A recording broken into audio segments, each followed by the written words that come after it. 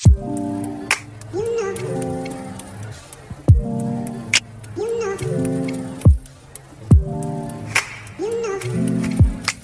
everyone, and welcome to my channel. My name is Ashley, and today we have Miss Ashia Williams with us.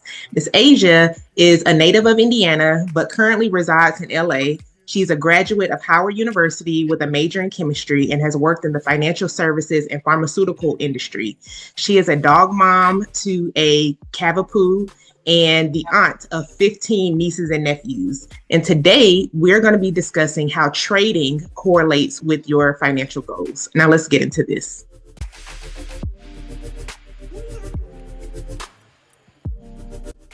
Okay, Ashia, what exactly is trading and how does that differ from long-term investing? Yeah, so trading and long-term investing are actually pretty similar. It just depends on how you trade.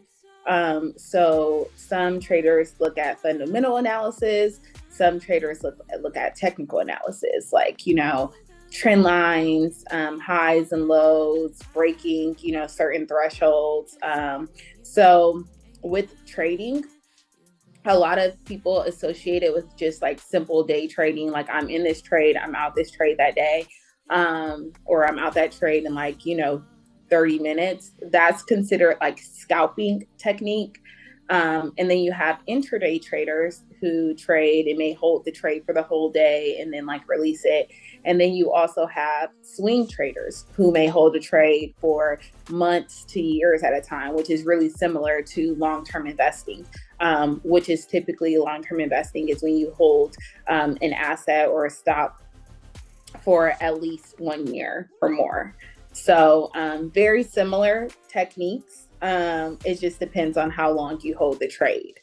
Okay, thank you so much for sharing that with us. Subscribe to my channel to learn more about probate real estate, financial literacy, and generational wealth planning.